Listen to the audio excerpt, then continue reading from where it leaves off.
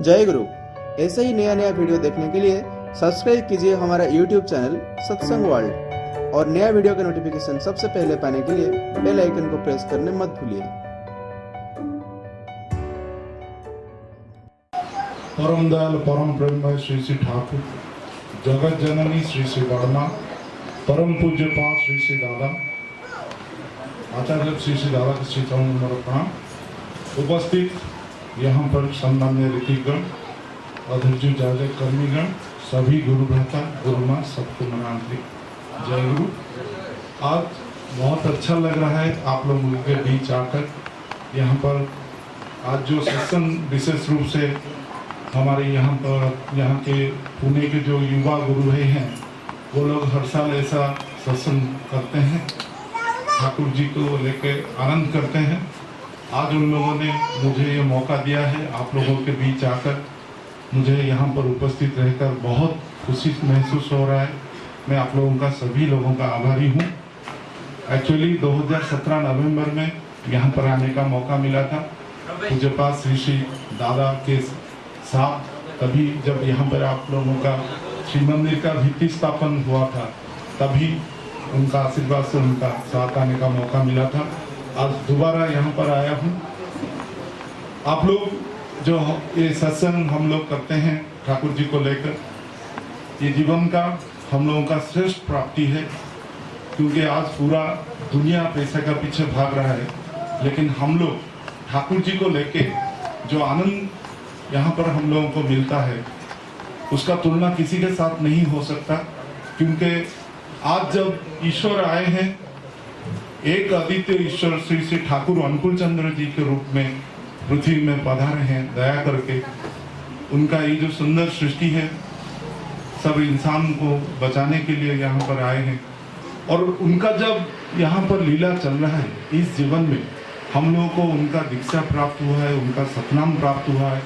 और सबसे बड़ी बात है कि जब भी श्री श्री ठाकुर जी को हम लोग अवतारी बोलते हैं, वो जब सृष्टि में जब धर्म का ग्लानि हुआ था, जब लोग वास्तव चलन से हटकर धर्म के नाम पर उल्टा पुल्टा करते थे, तो तभी श्री श्री ठाकुर जी राम के रूप में, कृष्ण के रूप में, जसस के रूप में, मोहम्मद के रूप में, या बोलिए रामकृष्ण श्री चैतन्य के रूप में जो अवतार लोगों को भेजे थे, जब वो पृथ्वी में थे तब तक ठीक था, वो जैसा बताए लोग उसी तरह अनुसरण किए। लेकिन उनका देह रक्षा करने के बाद फिर से जो बताए हुए वो जो वाणी दिए थे, या आज देखिए पृथ्वी में जो गीता कुरान बाइबल है, हर कोई उसको अपना तरीके से व्याख्या करता है, लेकिन इस बार धर्म का ग्लानि नहीं हो, इसलिए श्री श्री ठाकुर जी ने एक बहुत बड़ा, बहुत अभिनव उपाय इस बार करके गए हैं। अपना ही माने रेत के धारा में वो आचार्य देव का परंपरा सृष्टि करके इस बार गए हैं, ताकि ये जो धर्म है, ठाकुर जी बहुत साधारण रूप से बोलते हैं कि धर्म का मतलब है सिर्फ आचरण। धर्म के नाम पर हम चाहे कितना भी अनुष्ठान बना ले। कुछ ही दिन पहले पूज्यपाद बाबाईदा उड़ीसा आए थे, भुवनेश्वर आए थे। नवंबर 17 को हमारा एक स्टेट लेवल का उत्सव होना है, जो आचार्य देव का इच्छा से हम लोगों को आशीर्वाद हुआ है। तो बाबाईदा उस उत्सव के लिए जो प्रिपरेटरी मीटिंग था, स्टेट लेवल वर्कर्स मीटिंग, उसी उत्सव में दया करके वो पधारे थे और हम लोगों को संबोधन यही किए कि ये जो मंदिर हम लोग बनाते हैं, आप लोगों का यहाँ पे भी आचार्य देव श्री श्री दादा ने यहाँ पर भित्ति स्थापन करके गए हैं। आगामी भविष्य में हम लोग आशा करते हैं बहुत निष्ठा से हम लोग ये मंदिर कंप्लीट करेंगे। ये मंदिर बनाने का उद्देश्य बाबाईदा बोल रहे थे कि देखिए, ये मंदिर बनाना धर्म नहीं है, धर्म है बचना बढ़ना। लेकिन मंदिर एक लैंप पोस्ट की तरह है। मान लीजिए एक जगह पे बहुत अंधेरा है, लेकिन हम जब एक लैंप पोस्ट क्रिएट करते हैं तब बहुत उजाला होता है। तो एक मंदिर को लेके परिवेश में हम लोग यहाँ पर आके सामूहिक रूप से यहाँ पर प्रार्थना करेंगे।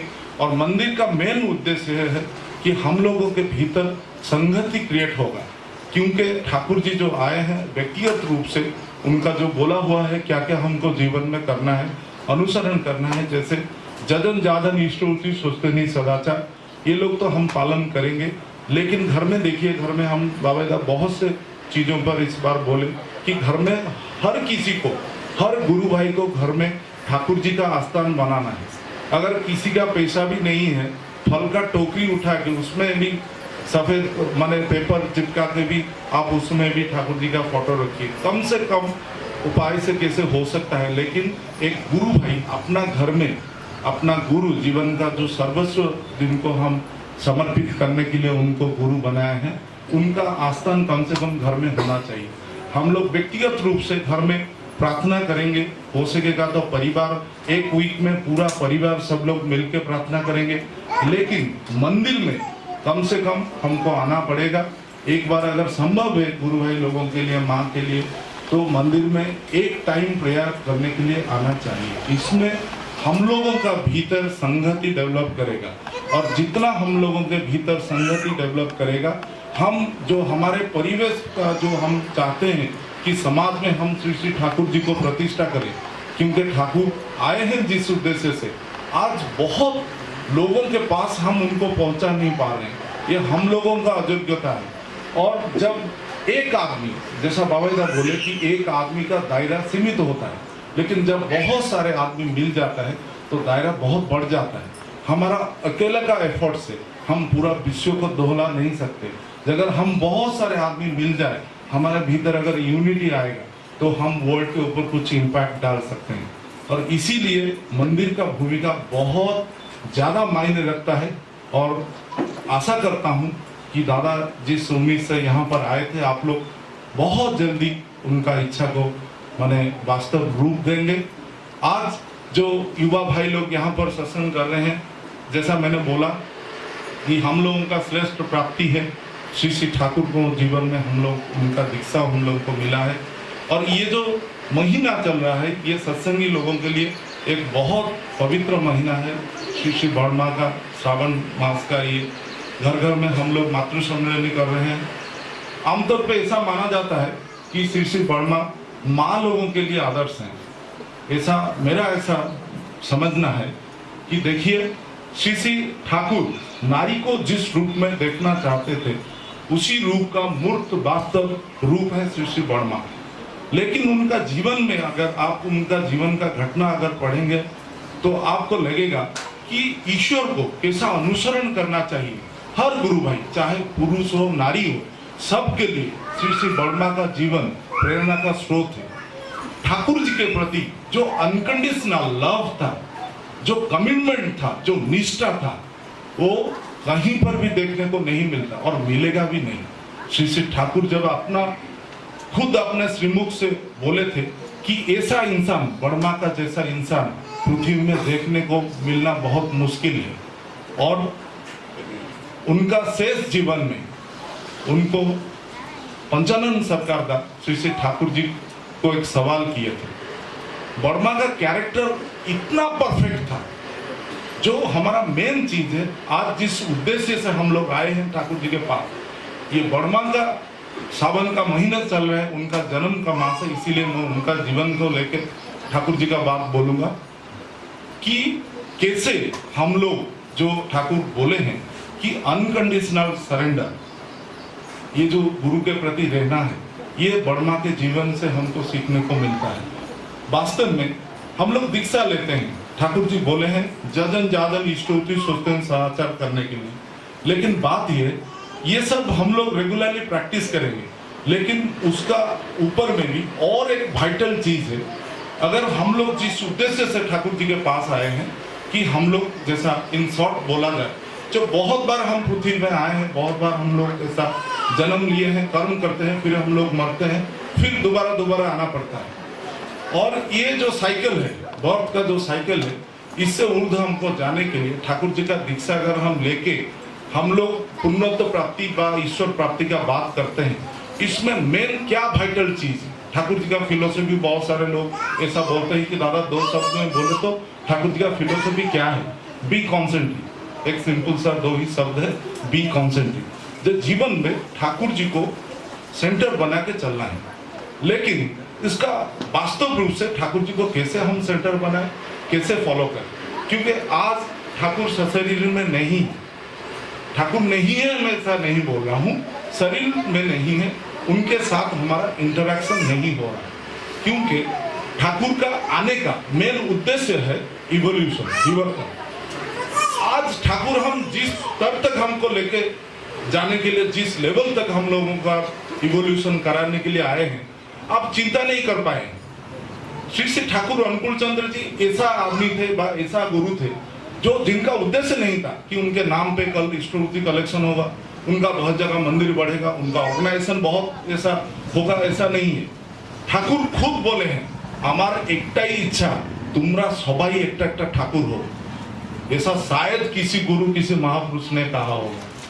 वो हम सभी को उनका लेवल तक लेने के लिए चाहते हैं, लेकिन ये संभव नहीं है। ईश्वर एक अद्वितीय, ईश्वर एक ही है, लेकिन उनका इच्छा है कम से कम अगर हम निष्ठा से उनको जीवन में पकड़ के चले तो हमारा जो चेतना का लेवल है, विवर्तन मतलब शारीरिक से हम बढ़ जाएंगे ऐसा नहीं है, हमारा जो सेंस है, जो चेतना है, वो बहुत सूक्ष्म स्तर तक हम लेके जाएंगे। ऐसा बोलते हैं चेतना के लिए श्री श्री ठाकुर। एक पेड़ को देख के आप बोल सके कि कितना पत्ता है उसमें, इतना आपका चेतना बढ़ जाएगा। हम जो आज इतना ग्रॉस लेवल पे हैं, क्योंकि हमारा ये ग्रॉस लेवल पे रहने का कारण है कि बहुत सारा जन्म ऐसा हमारा गया, प्रकृति के कारण अपना कॉम्प्लेक्स को पकड़ के हम लोग जो प्रैक्टिस किए हैं उसी का छाप आज हमारे ऊपर है, वही हम कर रहे हैं। जन्म दर जन्म ऐसा लेकर हम लोग वही रिपीट कर रहे हैं। लेकिन जब पुरुषोत्तम के पास आते हैं, जब ठाकुर जी का दीक्षा लेते हैं, तो कॉन्फ्लिक्ट शुरू होता है। और जब ठाकुर जी जो जैसा बोले हैं, जब जीवन में जीवंत आचार्य रहता है, तभी ये विवर्तन का प्रोसेस और फास्ट होता है। बहुत सारा आदमी ऐसा सवाल पूछते हैं सत्संग में भी, ये बहुत लोगों का कंफ्यूजन है कि ठाकुर तो ईश्वर है, आज हम ठाकुर के अलावा फिर आचार्यों को इतना मानने का जरूरत क्या है? इसीलिए जरूरत है कि ये ठाकुर बोल के गए हैं। आज जो the very purpose of his arrival, जो जैसा मुझे मैं बोला कि विवर्तन के लिए वो आए हैं। अगर आपका ठाकुर का किताब पढ़िए, आलोचना प्रसंग पढ़िए, चाहे जो भी वाणी है उनका पढ़िए, ठाकुर बोलते हैं इवोल्यूशन मीन्स कॉन्फ्लिक्ट। अगर आपका कॉन्फ्लिक्ट नहीं होगा तो आपका विवर्तन नहीं होगा। और जो आचार्य होते हैं वो दृष्टा पुरुष होते हैं। एक आप जैसा जितना भी गुरु भाई लोग हैं, आप लोग बहुत अच्छे हैं। मैं आप लोगों को पास आज आया हूँ ठाकुर जी का बात बोलने के लिए।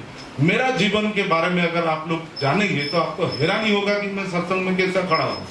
लेकिन जब दीक्षा लिया उसके बाद ये दादा का दया, श्री श्री बाबाईदा का दया, ये ना जाने कैसा संजोग है कि दीक्षा 97 में लिया था और भुवनेश्वर मंदिर पूज्यपाद बाबाईदा आए थे। उनका साथ मेरा पहला ऐसा भेंट हुआ। फिर 6 महीने के बाद मैं सोचते नहीं लिया था, देवघर गया था। बाबाईदा मेरे को लेकर पूज्यपाद दादा से इंट्रोड्यूस करे थे और तभी से पूज्यपाद बाबाईदा अगर मेरे को पकड़ के नहीं रखते, अगर मेरे को गाइड नहीं करते, नहीं डांटते, तो आज मैं ठाकुर जी को नहीं पकड़ पाता। मैं वैसा नहीं, क्योंकि मेरे माता पिता जी दीक्षा नहीं लिए थे और मैं पैदाइशी बहुत, मैंने जिसको बोलते हैं, क्या बोलता हूँ, हमारे उड़िया में बोलते हैं घोड़ा वाड़ूंगा। तो आप समझ जाइए मैं जो बोलना चाहता हूँ, जो जितना भी आप शैतानी बोल सकते हैं उसी टाइप का हूँ। लेकिन बात यह है कि गुरु जो रहता है वो रहता है एक जगह पे पूरे विश्व में, उसका शिष्य क्या करता है वो जान पाता है और जानने के कारण वो उसको करेक्शन कर सकता है, अगर उसमें एक कंडीशन है। ठाकुर बार बार बोले हैं कि आम मुक्तरनामा दीके हो, हमारा लीगल लैंग्वेज में उसको बोलते हैं पावर ऑफ अटर्नी। बहुत सारे लोग सवाल करते हैं कि दादा आप तो दादा के पास है, हम लोगों के कुछ ऐसा मौका नहीं मिलता है। मेरा उनसे ये कहना है कि ऐसा कोई नहीं है कि मैं दादा के साथ रह सकता हूँ, आप लोग नहीं रह सकते। दादा सिर्फ आए हैं कुछ गिने चुने लोगों को, जो लोग आश्रम में रहते हैं या हम लोग साथ में टूर करते हैं या हम लोग उनके पास रहते हैं सेवक के रूप में, तो हम लोगों को परिवर्तन करने के लिए या हमारा विवर्तन के लिए ठाकुर आचार्य रख के गए हैं, ऐसा नहीं है। जो कोई दीक्षा लेगा उसका ईश्वर प्राप्ति के लिए श्री श्री दादा रेस्पॉन्सिबल है। उनका मुंह से ये सुना हो, he is responsible for everyone. लेकिन वो एवरीवन कौन है? जिसका ठाकुर के प्रति निष्ठा है। एक बार बाबाईदा बोले, जो कोई भी पृथ्वी में जहां पर भी अगर ईश्वर को लेके अगर बिजी है, उसका दिमाग में ठाकुर है, उसका जीवन ठाकुर के लिए समर्पित है, ऑटोमेटिकली वो बाबा का दृष्टि में आ जाएगा, वो बाबा का रेडियस में आ जाएगा। यहाँ पर कोई लॉबी नहीं चलता है। मैं गुरु जी के पास लॉबी करके नहीं आया हूँ। मैं भी धक्का खा के लाइन में एक समय में प्रणाम करता था, लेकिन आज दादा के पास खड़ा होने का मौका मुझे मिला है। तो इसमें एक ही ये है कि आप बस उनको एक चीज दीजिए, वही पावर ऑफ अटर्नी। अपने आप को सुधारने का हक उनको दीजिए। ये हक जब तक आप लोग नहीं देंगे तो दादा कुछ नहीं करेंगे। चाहे आप उनका पास में रहे, बार बार देवघर जाएं, गिफ्ट लेके जाएं, ये कुछ मायने नहीं रखता है, इससे कुछ नहीं होता है। दादा भी बार बार बोलते हैं, पूजनिया माँ भी बोलती है, गुरु ये लोग क्या समझते हैं, आश्रम आते हैं, बहुत सारा सामान आता है, हम लोगों को पकड़ा के चले जाते हैं, मेरा कुछ काम नहीं। अगर खाने का सामान एक एक आदमी इतना लेके आएगा, एक एक उत्सव में भरा ट्रक सामान मैंने वहां पे जमा हो जाता है, और उसको डिस्ट्रीब्यूट करने का पूजनीय माँ का बहुत टेंशन है। उड़ीसा से तो कोई गुरु भाई गया तो उस दिन मैंने इतना माँ गुस्सा करेगी, तुम लोग प्रैक्टिकली ऋतिक हो, सत्संग में गुरु भाई लोगों को क्यों नहीं बोलते हो? ठाकुर जी जो सत्संग बना के गए हैं ये आपसी प्रेम के लिए, और आज गुरु हमसे पैसा नहीं चाह रहे, हमसे सामान नहीं चाह रहे, जो चाह रहे हैं लेकिन हम वो नहीं दे रहे। वो हमसे एक ही चीज चाह रहे हैं कि हम अपना हृदय का द्वार खोले। मैं जैसा बोला कि मैं बहुत कुत्सित हूँ, मुझे दादा के पास जाने के लिए मुझे बहुत डर लगता था। एक बार 2005 में शिलोंग में हम लोग थे, दादा वहाँ पे एक गर्मी का महीने में वहाँ पे जाते थे, एक एक महीना रहते थे। डर के वजह से मैं कभी भी दादा को प्रणाम करके छुप के भाग जाता था, बाबेदा के पास खड़ा रहता था, वहाँ थोड़ा मुझे साहस मिलता था। एक दिन बाबेदा मेरे को बोले कि तुम जाओ बाबा के पास बैठो, लेकिन इस बात में मुझे बाबेदा के ऊपर भी बहुत गुस्सा आया था, क्योंकि दादा के साथ मेरा कोई भाव, ऐसा कोई आंतरिक भाव नहीं था। बाबेदा से दीक्षा लेने के बाद परिचय था, इसीलिए उनके पास ही हमेशा खड़ा होना, ऐसा उनका बात सुनना अच्छा लगता था। और उम्र का भी एक ज्यादा फर्क नहीं है, दादा का उम्र ज्यादा है। बाबेदा का बात मान कर मैं गया आचार्य के पास शिलोंग में बैठा, लेकिन मन ही मन में कोसा, दादा बैठे हुए मैं अकेला बैठा हूँ, कोसा कि बाबेदा मेरे को यहाँ पर क्यों भेजे, मैं तो दादा से मेरा कोई आलाप ही नहीं हो रहा है। फिर वहीं पे कुछ गुरु भाई लोग आए थे मंदिर का फोटो लेके बाबेदा को दिखाने के लिए। बाबेदा उनको बोले कि आप लोग आचार्य जी के पास जाइए। वो भी मेरी तरह सहम गए, थोड़ा सा उनके भीतर भी डर था कि कैसे जाए, कैसे अप्रोच करें। बाबेदा बढ़िया बात बोले, देखिए नारियल जैसा बाहर से कठिन होता है, अंदर से कोमल होता है, गुरु वैसा है, आचार्य वैसा है। आप जाइए, आप अगर आप लोगों का हृदय का द्वार नहीं खोलेंगे उनका सामने में जाकर, वो कैसे आपके भीतर प्रवेश करेंगे? अगर आपके भीतर प्रवेश नहीं करेंगे तो आपको कैसे वो ठीक करेंगे? Very simple. आज कोई भी गुरु भाई उसको दादा उतना ही प्यार करते हैं। मैं ठाकुर जी को नहीं देखा हूं धर्म को समझने के लिए, धर्म का जो आचरण है, ठाकुर पृथ्वी में आए थे ऐसा सुनने को मिलता है, हम लोग किताब में पढ़ने के लिए ऐसा हमको मिलता है कि ऐसा प्रेम इंसानों के लिए, इतना प्रेम ये असंभव है। हम लोग का डिक्शनरी में प्रेम नहीं है, पैसा है, पावर है, इक्वेशन है, कैसा हम रिलेशनशिप रख के अपना जिंदगी में तरक्की करें, किससे कितना फायदा मिलेगा, ये दिमाग है हमारा। अनकंडीशनल लव ये आज समझना मुश्किल है, क्योंकि हम लोग ऐसा नहीं है। और ठाकुर जी जो ईश्वर हैं, जो ईश्वर को जो शरीर में आकर यहाँ पर पृथ्वी में इंसान को इतना प्रेम करते थे, उसका जीवंत रूप, उसका अगर उदाहरण आज आप नहीं देखेंगे, ठाकुर ऐसा कोई आदमी आए थे भी ये विश्वास नहीं होगा। जैसे पूज्यपाद दादा श्री दादा एक बार बोले थे, আমার বাবার সেবা করে আমি এটা বিশ্বাস করলাম যে আমার বংশে श्री श्री ठाकुर ईश्वर के रूप में आए थे। दादा ऐसा पूज्यपाद दादा बोल रहे हैं, क्योंकि जो धर्म का आचरण है, हम लोग का धर्म के विषय में बहुत सारा उल्टा पुल्टा ज्ञान है। हम लोग वास्तव आचरण क्या है ऐसा समझते नहीं है। बहुत सारा लोगों का जैसे मानना है, मान लीजिए मैं धार्मिक बना हूं, मतलब मैं किसी को जोर गला में नहीं बोल सकता, मैं किसी को मान नहीं सकता, ऐसा नहीं है। ठाकुर जी का किताब पढ़िए, ठाकुर जी बोले हैं प्रेम मतलब पराक्रम। ठाकुर जी को प्रश्न किया गया, यीशु का जब हम छवि देखते हैं बहुत शांत स्वभाव सा लगता है, ठाकुर जी तुरंत उत्तर देते हैं यीशु शांत थे, कौन बोला? जब जेरूशलम में भगवान के लिए पहला मंदिर पृथ्वी में बना था, किंग सोलोमन एक राजा थे, बहुत चतुर थे, उनका इतिहास में नाम है किंग सोलोमन। वो एक मंदिर बनाए थे भगवान के लिए, बोला जाता है कि पृथ्वी में वो पहला मंदिर था। उस मंदिर के चारों ओर सब व्यवसायी लोग दुकान खोले थे। जब यीशु आए जेरूशलम मंदिर में घुसे, एक लाठी उठाए और जितना मंदिर था सब मार के तोड़ फोड़ दिया, सबको पूरा बर्बाद कर दिया। और ठाकुर जी वही बोलते हैं, मंदिर में व्यवसाय नहीं होगा, इसीलिए यीशु सब मंदिर सब दुकान को तोड़ दिए। यीशु शांत है, हम लोग को इसीलिए ये घटना बोलने का कारण है, धार्मिक पुरुष क्या होता है उसका विषय में हमारा कोई आइडिया ही नहीं है।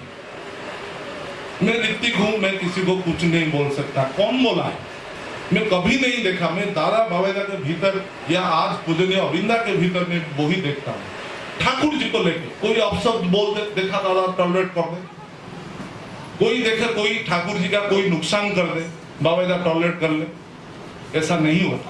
और किताब में भी पढ़ा ये विनय शब्द का अर्थ क्या है, शायद ये हम लोगों बहुत सारे लोगों को मालूम नहीं, क्योंकि आप अगर गुरु को लेकर थोड़े से भी आग्रेशन दिखाते हैं, अरे नहीं ये गुंडा है, आपको एक कैटेगरी दे दिया जाएगा। अरे भाई, जो गुरु को लेकर जिसका भीतर में एग्रेशन नहीं है, लॉ के लैंग्वेज में वो थर्ड जेंडर है। एक होता है पुरुष, एक नारी, जो बीच का होता है उसको थर्ड जेंडर बोलते हैं, क्लीबो बोलते हैं। जैसा ये ठाकुर का भाषा है। क्लीबो तो भक्त, जो भक्त बनता है वो क्लीबो नहीं होता है, उसका भीतर में पराक्रम होता है। मेरे को अपना परिवेश में गुरु का प्रतिष्ठा करना है, ये जीत चाहिए, ये आग्रेशन चाहिए। ये आग्रेशन नहीं होने से आप ठाकुर जी का काम नहीं करेंगे और आचार्य तक भी नहीं पहुंच पाएंगे। मैं ऐसा नहीं बोल रहा हूं कि आप लोग सब घर में सो जाइए और पूज्यपाद दादा का संग आपको मिलेगा, ये संग बहुत महंगा पड़ता है। आज अगर वो आपका पीछे टाइम देंगे, एक घटना बोलता हूँ, बाबेदा बोले कि अगर मैं किसी गुरु भाई से बात करूंगा, क्योंकि मेरे को उड़ीसा में बहुत सारा यंग ये लड़का लोग बोले कि तापस भाई आपको दादा गाड़ी में घुमाते हैं, अच्छा अच्छा खिलाते हैं और आप हमेशा सत्संग में आचार्य अनुसरण करो, आचार्य अनुसरण करो, ऐसा बोलते हैं। और भाई प्रैक्टिकली जब हम जाते हैं लाइन में, वहां पर धक्का मारते हैं। मैं बोला कि नहीं भाई, धक्का नहीं मारेंगे, ऐसा मौका आएगा जब दादा भी आपको बुलाएंगे, गाड़ी में बिठाएंगे, लेकिन इसके लिए आपको पेमेंट देना पड़ेगा। हम लोग भी पेमेंट दिए हैं। पेमेंट क्या दिया है, अब जिंदगी में कुछ बचा नहीं है, ना प्रोफेशन रहा, ना घर रहा, ना बाहर रहा। उनका जो खाया था, आज सोच रहा हूं कि क्यों खाया था। सही बात है, क्योंकि जिस दिन मैं आया था दादा मेरे को सत्संग में जब आया, मेरे को पता नहीं था कि ये लोग क्या हैं, ठाकुर जी क्या हैं, लेकिन दादा का ऐसा प्रेम था, ऐसा उनका मेस्मराइजिंग पर्सनालिटी है। आप वहां पे बैठेंगे तो पिता माता, घर बार, प्रोफेशन सब भूल जाएंगे। यही है प्रेम। किसी लिए हम जाते हैं, किसी लिए मैं फंस गया, मैं नहीं जानता। बहुत रिएक्शन आता है जब जिंदगी में पैसा जेब में एक फुटी कौड़ी नहीं हो और गुरु आपको बोले कि ये काम करना है, तब गुस्सा ही आता है। और मैं भी दादा के बाबा के ऊपर बहुत ऐसा गुस्सा किया हूं, क्योंकि ये जो अनकंडीशनल लव है ना, ठाकुर जी एक ही चीज में हम लोगों को परफेक्ट बनाने के लिए आए हैं, अनकंडीशनल लव। और ठाकुर का ऐसा बोलना है कि हम जो लव करते हैं, हम लोग जैसा बोला ना, हमारा इक्वेशन है खुद का, हम चॉइस करते हैं इसका साथ मेरा कितना मेल है, या ये मेरे को कितना फायदा करा सकता है। ठाकुर बोले ये प्रेम नहीं है। इसीलिए अगर किसी जीवंत आचार्य के सामने अनकंडीशनल सरेंडर नहीं करोगे तो मनुष्य का जो कॉम्प्लेक्स है वो एडजस्ट नहीं होगा। किताब पढ़ के अगर ईश्वर प्राप्ति होता, पूज्यपाद दादा कॉन्फ्रेंस में भी एक बात बोले हैं कि बहुत सारा किताब है, अगर किताब पढ़ने से ब्रह्म दर्शन हो जाता तो हर किसी का हो जाता। और ठाकुर जी बोले हैं किताब चाहे जितना भी पढ़े, आप डिस्कस करें, ये सब आइडिया है और इंसान आइडिया को फॉलो करने से इडियट बनता है। जब जीवन गुरु नहीं रहता है तो आइडिया फॉलो करके आप किसी अलग दिशा में जाकर पूरा इडियट बन जाएंगे। इसीलिए गुरु चाहिए। ठाकुर क्या बोले हैं उसका सही मायना क्या है, धर्म कुछ नहीं, स्थान, काल, पात्र और मात्रा। जैसा मान लो आप लोग सब्जी बनाते हैं, नमक ज्यादा हो गया तो अच्छा नहीं लगेगा, बिल्कुल नहीं रहेगा तो अच्छा नहीं लगेगा। उसका मात्रा ज्ञान, जब तक आप आचार संग नहीं करते हैं, अनकंडीशनली सरेंडर नहीं करते हैं, वो ट्यूनिंग डेवलप नहीं होगा, वो ऑटोमेटिकली इंसान के भीतर आएगा। और ये जो जजन जाजन इष्टोति सत्येंद्र सदाचार ठाकुर जी दिए हैं, इसको प्रैक्टिस करने से गुरु के साथ आपका ट्यूनिंग बढ़ेगा। ऐसा नहीं है कि दादा का संग करने से हमको नाम ध्यान करने का जरूरत नहीं है।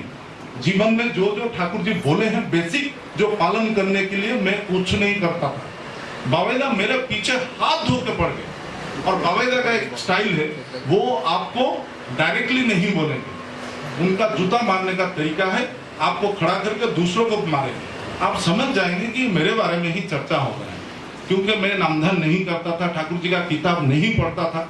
बावेदा बार बार एक ही चीज बोले, बार আমরা दीक्षा নিয়েছি শুধু नाम করার জন্য। आप अगर सुबह उठ के नामधान नहीं कर रहे हैं, बहुत बड़ा उत्सव कर रहे हैं, बहुत खट रहे हैं, बहुत पंडाल बना रहे हैं, कुछ नहीं कर रहे हैं, कारण दीक्षा का मेन उद्देश्य है हम ठाकुर जी का नाम करें। और दूसरा चीज बावेदा उनका प्रचेष्टा से हुआ है मेरा, कि ठाकुर जी का किताब पढ़ना, ठाकुर जी का ये जो वाणी, हजारों वाणी या जो बोले थे, जो किताब के रूप में प्रिंट होकर सत्संग पब्लिश में अवेलेबल है, आज ऐसा माहौल है किताब बिक्री नहीं हो रहा है, दिमाग खा रहा है किताब को। अब जाइए देखिए वेयर हाउस में, देखिए सत्संग का कितना सब किताब ठाकुर जी का दिमाग खा गया। लाखों गुरु आइए, लेकिन किताब कोई नहीं पढ़ रहा है। तो ठाकुर जी जो इतना सब वाणी दे के गए हैं, बोल के गए हैं, किसके लिए? अगर आप रोज पढ़ेंगे नहीं, ठाकुर जी का ये स्ट्रेट बोला हुए ये बोले हैं कि किछु ना किछु रोज पढ़ते हो, एक लाइन कम से कम हो ठाकुर जी का मैं आज पढ़ूंगा, क्योंकि आप सोचते नहीं पालन कैसे कर रहे हैं।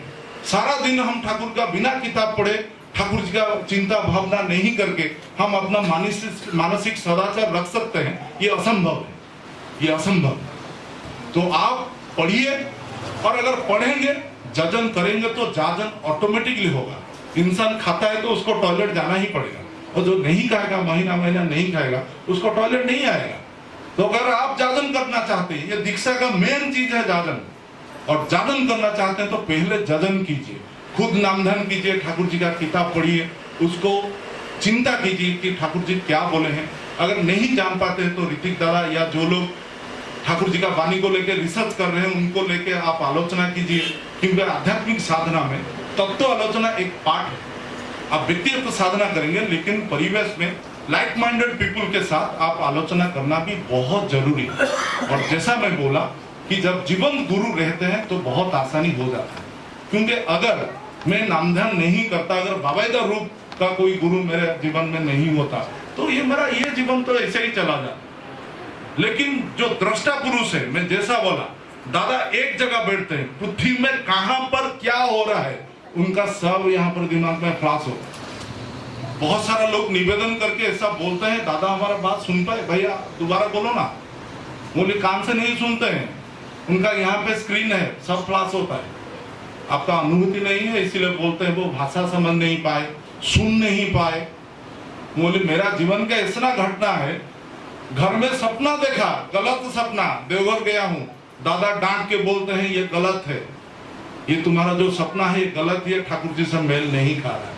ये होता है दृष्टा पुरुष। इराक में अर्थक्वेक हुआ, पूज्यपा दादा बैठे थे पुरी में, दादा बोले कि इराक में अर्थक्वेक हुआ, तो बहुत सारे ऋतिक दादा लोग बैठे थे। 2 घंटे के बाद न्यूज में आया कि सच में वहां पे भूकंप हुआ। तो आज हमको जैसा बोला कि जो चेतना का स्वरूप है उसके बारे में हमारा कोई आइडिया ही नहीं। हम बुड़बक हैं, इसीलिए हम समझते, मैं भी समझता था मुझे पर दादा एक बुढ़ा है, वो क्या है? अगर इंसान का धारणा नहीं होगा हर कोई ऐसा समझेगा। लेकिन जब धीरे धीरे उनका संग करते गया और करेक्शन ऐसा वो आपको करेंगे, और वो भी उनका आशीर्वाद ऐसा है, आपको कुछ करना नहीं पड़ेगा, बस आप उनको मानिए। मुझे दादा का एक बात उनका मुंह से निकलता है, आमी मानी तार जन्य जानी, आमी जानी तार जन्य मानी ना। आप बस उनको ईश्वर के रूप में स्वीकार कीजिए जीवन में। श्री श्री ठाकुर अनुकूल चंद्र जी एक अद्वितीय ईश्वर हैं, और आज वो जीवंत रूप में आचार्य के भीतर लीला कर रहे हैं। मेरे को बस उनके पास सरेंडर करना है, जो बोल रहे हैं वो ही करना है, इंडिविजुअली। कलेक्टिवली हम मंदिर बना सकते हैं, सत्संग कर सकते हैं, उत्सव कर सकते हैं। भाई इससे मेरा लाभ क्या हुआ, व्यक्तिगत रूप से मेरा क्या लाभ हुआ, मेरा विवर्तन क्या हुआ, ये सब तो करेंगे। लेकिन जो बोल रहा हूं, 1-to-1 गुरु के साथ जो संघ है, जो कॉन्फ्लिक्ट है, वो शुरू नहीं हुआ। अगर वो शुरू नहीं हुआ है तो हमारा दीक्षा भी अभी तक शुरू नहीं हुआ है, मैं बोल रहा हूं। क्योंकि अगर ठाकुर एक ही शब्द में बोले कि इवोल्यूशन मीन्स कॉन्फ्लिक्ट, कॉन्फ्लिक्ट कहां हुआ? मैं घर में बाबाईदा का बात रखने के लिए जैसा बोला, मैं मेरे बात को गलत मत समझिए। I don't have any respect, disrespect for Shri Shri Thakur Anukul Chandra, but the point is I have never seen in human form. आप तस्वीर से इतना प्रेम कर सकते हैं? मैं मीराबाई नहीं हूं, मैं बोलता हूं, मैं मीराबाई नहीं हूं जो बिना कृष्ण को देखे इतना प्रेम कर दे। और मीराबाई कृष्ण को इतना प्रेम क्यों की, उसका भी कारण है, उसका जीवंत आचार्य था, गुरु था। पृथ्वी में आज तक ऐसा भक्त पैदा नहीं हुआ जो गुरु के माध्यम से ईश्वर को अनुभव नहीं किया। ऐसा एक उदाहरण देखिए, नहीं है। क्योंकि ईश्वर जो प्रेमी है, आपको कैसे महसूस हुआ, किसका माध्यम से आप वो फील किए? प्रेम बोलने से होता है। आप ऐसा आपको दादा प्रेम करेंगे, जैसा मैं बोला, हम लोग सब कॉम्प्लेक्स से भरे हुए हैं, लेकिन दादा में ऐसा क्षमता है, उनका पर्सनालिटी ऐसा है, उनका पास जाने से आपका दिमाग काम नहीं करेगा। और मैं नामधा नगर किया, ठाकुर जी के लिए नहीं किया, गलत मत समझिए, बाबाईदा के लिए किया। क्योंकि उनका इतना प्यार, उनका इतना समय इन्वेस्टमेंट मेरे ऊपर था। मैं चलो यार कर लेते हैं, बाबाईदा बोले हैं, बुरा मानेंगे, क्यों बुरा मानेंगे? मेरा इतना तो हो गया कि बाबाईदा सब जान पाते हैं, उनसे झूठ बोलना मुश्किल है। He just like a scanning machine. क्योंकि इतना मेरा बुरा हाल हो गया, हाईकोर्ट में जब शुरुआती प्रैक्टिस करने जाता था, कोर्ट में अगर आर्गुमेंट गलत किया, देवघर में आके बाबाईदा डांटेंगे, नो ऐसा तो क्यों आर्गुमेंट करता है? मैं बोला कि यार जिंदगी में कुछ कर नहीं पाऊंगा ठाकुर, वो कहाँ बुरा फंस गया। क्योंकि ऐसा अगर गुरु करेंगे, हर बात में देवघर में जाने के डांट पड़ेगा। एक दिन मेरे को बहुत भूख लगा, मैं हम लोग सोचते नहीं लिए हैं, घर मेरा भुवनेश्वर है, मैं कटक में भाड़ा लेकर रहता था। मेरा सीनियर का काम करते करते 5 बज गया। मैं बोला कि मेरा जो जूनियर था उसको पकड़ा, बोला कि यार मैं जाता हूँ, आज रसोई करके खाऊंगा, नहीं तो मेरा आत्मा शरीर छोड़ के चला जाएगा। मैं घर गया, घर में खाना पकाया, खाया, दोबारा देवघर गया। बाबाईदा बोले कि किसी भी काम को अधूरा नहीं छोड़ना है, खाना बाद में, पहले काम। बोला हे प्रभु, he is watching you live. आप ऐसा नहीं है कि उनको जानकारी नहीं है, बिल्कुल नहीं। वो दादा के पास जैसा मुझे लगा कि लज्जा था, बाबाईदा दादा के सामने ही बोले, बाबा तो के नेंगटा देखे, लज्जा करछिस, तुम्हें नेकट देख रहे हैं, शरीर को नहीं आत्मा को देख रहे हैं, पिछला हजार जन्म देख रहे हैं, क्या छुपाना। और बाबाईदा एक ट्रेनिंग हम लोगों को दिए हैं, चाहे जितना भी गलती करो गुरु के सामने मान लो, कुछ असुविधा नहीं है। मैं दादा के नाट मंडप में एक बार देखा, एक भाई ने अपने भाई को संपत्ति के लिए, प्रॉपर्टी के लिए उसका हत्या किया। 20 साल के बाद वो दीक्षा लिया, उसका मन में अनुशोचना आया, फिर आया, रिपेंट करके दादा के सामने निवेदन किया कि मैंने प्रॉपर्टी के लिए अपना भाई का हत्या किया है, दादा मुझे कुछ विधान बताए कि कैसे ऐसे पाप से मुझे मुक्ति मिले। दादा बहुत शांत से उसको बोले कि देखो अभी तो भाई मर गया है, जो किया जो हुआ सो हो गया, अभी ठाकुर जी को लेके चलो, कैसे दूसरों को अभी बचाना है, उसमें तुम्हारा भाई को शांति मिलेगा। कुछ नहीं बोले। और जो छुपाता है, ठाकुर बोले हैं, ठाकुर खुद हाथ जोड़े, जो अपने आप को गुरु से छुपाता है वहां पर गुरु कुछ नहीं करता। एक ही चीज जो बोला, आप प्रणामी मत दीजिए, सामान मत दीजिए, मिठाई मत दीजिए। अगर आपका दिल में गुरु के लिए जगह नहीं है तो आप उनके साथ चीटिंग कर रहे, इस जगह पर आकर कोई फायदा नहीं। अगर दीक्षा लिए हैं किस लिए? हमको श्रेष्ठ विवर्तित पुरुष बनना है।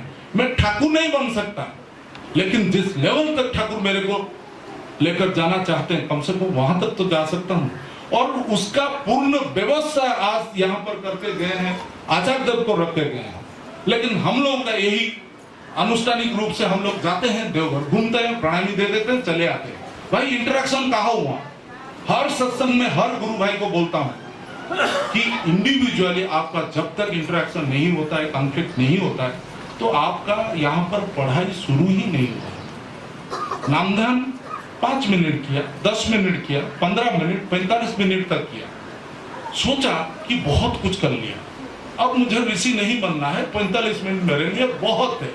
बहुत आनंदित होके, खुश होके, एक सेल्फ सैटिस्फैक्शन भीतर आया, देवघर गया। कुछ बाद दादा अकेले बैठे, मैं अकेला बैठा हूँ, संजीव दा सामने बैठे हैं। संजीव दा को बुलाया, बोले कि ठाकुर जी बोले हैं रेगुलरली 2 घंटा नामध्यान नहीं करने से परफेक्शन नहीं आएगा।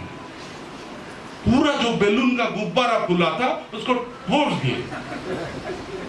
तो गुरु रहने से आपका विकास होता है, क्योंकि हम लोग का जो आज सत्यानुसरण में जो पढ़ा गया ना, अहम को छोड़ दीजिए। मैं बोलता हूं, मैं इंसान हूं। हम लोग अभी बाबा का 762 सोस्तेनी अरेंज करके आए हैं। 2008 में उनका आशीर्वाद से भी 1000 हुआ था। उनका बहुत सारा प्रोग्राम उड़ीसा में रहता है। मेरा एक गुरु भाई आया है कमलाख्यो, हम लोग यंग लोग मिलकर बहुत सारा प्रचेष्टा करके बहुत हमेशा कुछ रिकॉर्ड करने के लिए चेष्टा करते हैं, लेकिन बाबा जी का बार बार मुझे बोलते हैं कि देखो तापस, इष्ट कर्म में कंपटीशन नहीं है। लेकिन मेरा ऐसा सोचना है, गलत है, आप उसको मत स्वीकारिए।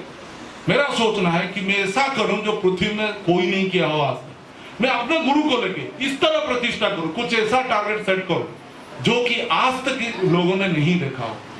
शायद कभी कभी गुरु का दया से होता भी है, और उस होने के बाद मन में अहंग आता है। और अगर गुरु होगा तो पूरा वो अहंग को पंक्चर कर लेगा, क्योंकि वही अहंग गुरु और आपके बीच में एक बहुत बड़ा चाइना वॉल है, वो है ईगो। और ये ईगो रहने से कुछ नहीं होगा, आपका डेवलपमेंट बिल्कुल ही नहीं होगा। पूज्य बात दादा मेरे को एक बार बोले कि एक बहुत बड़ा पेड़ है, उसको अगर दिमाग भीतर से खा जाएगा, वो जितना भी विशाल पेड़ हो गिर जाएगा। हम लोग आज ठाकुर जी को पकड़ के, हम लोगों का जो एक्सपेंशन का लेवल है ना, वो आप कल्पना नहीं कर सकते। ठाकुर जी का बात है, every human being has enormous potentiality. आप मेरे को ठाकुर परिवार, चाहे पूजनीय सिपाहीदा हो, जो भी फैमिली का लोग हैं, एक ही बार बार बात बोले, कभी भी तापस ठाकुर जी से कुछ मांगना मत, बिकॉज जो तुम अपना दृष्टि से बड़ा समझ रहे हो, ठाकुर जी का दृष्टि तुम्हारे दृष्टि से बहुत बड़ा है। जीवन का अंत में सोचना कि तुम क्या चाहते थे और ठाकुर जी लेके तुमको कहां तक पहुंचाए। कुछ मांगिए मत। ठाकुर जी के पास एक गरीब महिला माँ आश्रम में रहती थी, साड़ी उसका फटा हुआ था।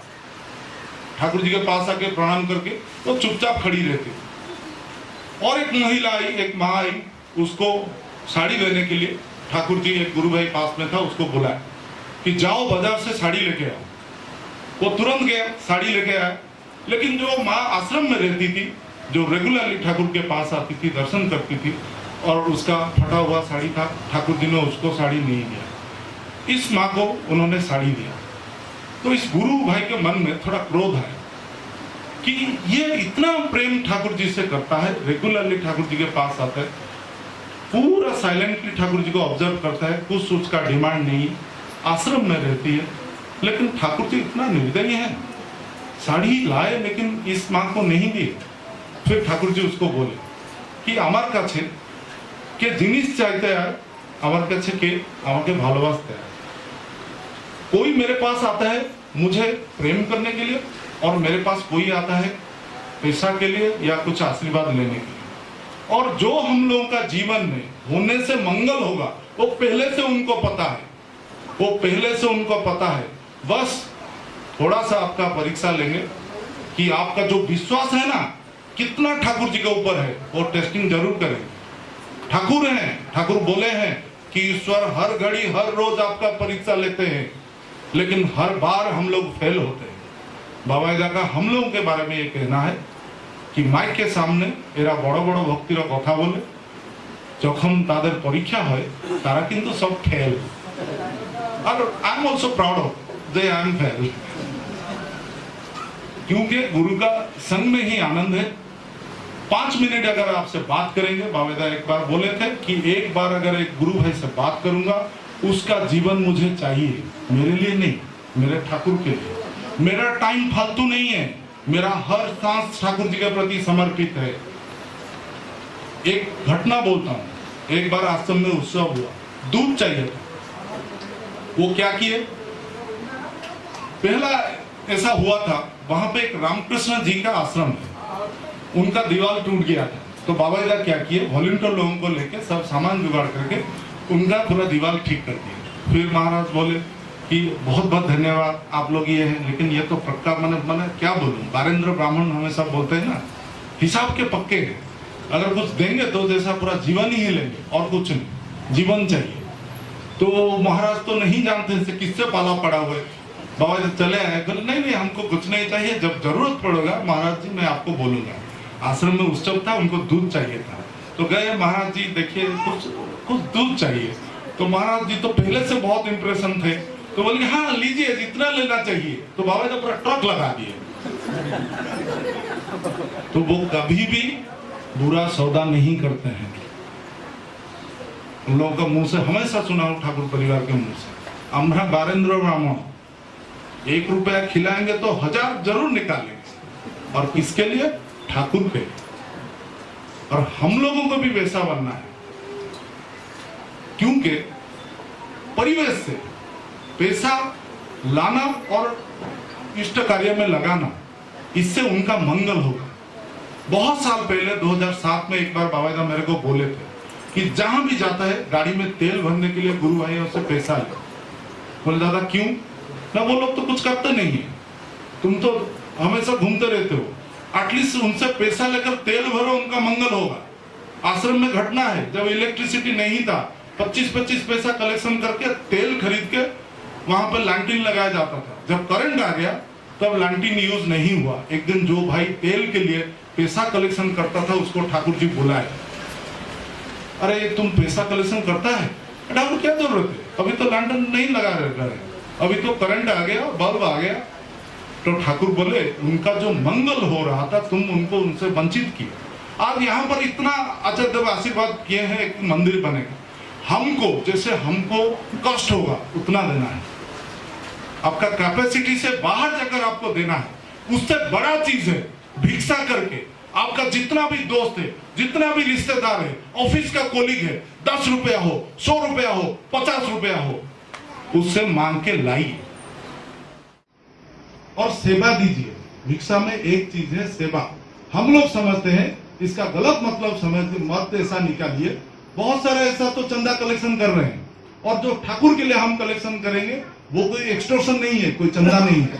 और भिक्षा के लिए जो वाणी है ठाकुर जी का, पहले जिस आदमी से आप भिक्षा करेंगे उसको आप सेवा देके उद्बुद्ध कीजिए, ये प्री कंडीशन है। ऐसा नहीं है इस भाई के साथ मेरा कोई जानकारी नहीं है, भैया ठाकुर जी का मंदिर है तुमको 1 लाख ही देना है, भाई मेरा उसका क्या रिश्ता है, क्या सेवा मैंने उसको दिया है। This is one kind of torture. और ऐसा भी बहुत जगह मैंने देखा है, इसी टॉर्चर के कारण, कलेक्शन के कारण आदमी दीक्षा लिया है बोलने के लिए डर रहा है। साफ बात बोल रहा हूं, क्योंकि मैं ऑल ओवर इंडिया घुमा हूं। बहुत सारे लोग भी ट्रेन में मिल जाते हैं, जय गुरु के माने जानेंगे जबकि ड्रेस देखे कि हाँ ये सत्संग ये है, मालूम पड़ जाएगा कि दीक्षा लिए हैं। फिर हम लोग तो पीछे पड़ जाते हैं, भैया नंबर दो, कहां पर है, कौन सा केंद्र में हमको अटैच कराना है, दिमाग में चलता रहता है। भैया हम लोग बहुत बिजी है, हम लोग एक्चुअली सुबह से जाते हो रात तक टाइम नहीं होता है। लेकिन उसका अंदर का बात है, उसको इतना टॉर्चर किया कलेक्शन के लिए, वो भी जयगुरु करने के लिए भी डर रहा है। ऐसा नहीं है, ठाकुर जी ऐसा कलेक्शन करने के लिए नहीं बोले। पहले आप सेवा दीजिए, जागरण कीजिए, उसको उद्बुद्ध कीजिए। मेरा जिसके साथ कोई रिश्ता ही नहीं है, आप अपना ऑफिस में रहते हैं, दोस्त लोगों को कभी मदद नहीं किए, आप अपना रिश्तेदारी में किसी के साथ आपका भाव नहीं है, 100 रुपया 1000 रुपया मांगने से कोई नहीं देगा, खुशी से आदमी देगा, ज्यादा देगा। तो जिसके साथ आपका अच्छा प्रेम है, भाव है, जिसका सुख दुख में आप खड़े हुए हैं, उससे मांगिए। ऐसा नहीं है कि हम किसी का गला दबा के अर्घ्य लाएंगे और ठाकुर जी बहुत खुश हो जाएंगे। अभी हमारा जो स्टेट लेवल का वर्कर्स मीटिंग था, तभी एक हमारे कर्मी लोग, विशिष्ट कर्मी बोले कि कर्मी कोटा फिक्स किया जाए, सबको ऐसा मान लीजिए 10,000 रुपया देना है। बाकायदा तुरंत माइक लेके उसको टोके कि ऐसा नहीं, कोई कोटा फिक्स नहीं होगा कि ऐसा ही हर कोई किसी को देना है। भैया ये सॉफ्टवेयर नौकरी करता है, 1 लाख रुपया उनका तनख्वाह है। मैं जैसा होल टाइम में रहूं, मेरा 5 पैसे भी इनकम नहीं है, कोई मंथली इनकम नहीं है। आप मेरे ऊपर अगर कोटा फिक्स करेंगे वही हाल होगा, मैं भी अपना सिन फेंक दूंगा। अगर मेरे से नहीं होगा मैं क्या करूंगा? मैं तो यहां पर चोर बनने के लिए नहीं आया हूं, मैं अपना आत्म स्वाभिमान सम्मान रख के सत्संग में आया हूं अपना काम करने के लिए। मैं किसी का गुलाम नहीं हूं। ठाकुर और आचार्य के बाद कोई मेरा बाप नहीं है, मैं ओपनली बोलता हूं। ठाकुर के अलावा मैं अगर किसी को मानता हूं वो दादा है, चाहे परिवार लाख हो, गुरु भाई लाख हो, किसी को मैं किसी के प्रति असम्मान नहीं कर रहा हूं, इस बात का गलत मतलब मत निकालेगा। लेकिन एक को अनुसरण करना है, बस एक को। और ये जो बोला यही बात बोल के मैं वर्मा का जीवन का एक घटना बोल के खत्म करूंगा कि एक बार एक पावर ऑफ अटर्नी, एक जो तभी हिमायतपुर में जो आदमी कर रहा था आदिनाथ था, वो क्या किए, ठाकुर जी का भाई के नाम खेपूदा के नाम वो पावर ऑफ अटर्नी कर दिए, which is against the interest of सत्संग। बड़बा के कान में वो बात गई, उसको बुलाए, तुमने ऐसा क्यों किया, सत्संग का स्वार्थ के विरुद्ध में ऐसा पावर ऑफ अटर्नी क्यों किया ना? मैं ठाकुर और उनका भाई लोगों को सबको समान रूप से देखता हूं। फिर वर्मा का गुस्सा आप देखती, जो बोला कि एग्रेशन, जो पराक्रम चाहिए वक्त के अंदर। 50 साल जिंदगी गुजर गया ठाकुर जी के साथ, उनका पैर का नाखून के समान भी मैं नहीं बन पाया। तुम ऐसा कौन सा बन गए, दिव्य ज्ञान का अधिकारी हो गए कि तुम ठाकुर का उनका भाई के साथ समान कर रहे हो? और इस बात को लेकर वर्मा का बहुत ही उसमें रोष आया था, वो क्रोध प्रकट की। इसी तरह हमको बस आचार्य देव को ही लेके चलना है, क्योंकि हम अगर एक को नहीं मान के चलेंगे, हमारा जो कंसंट्रेशन है वो बाइफर्केटेड हो जाएगा। ये भी ठाकुर को बोला हुआ है, वही बहुनैतिकता में भक्ति नहीं होता। एक ठाकुर एक आचार्य। जय गुरु।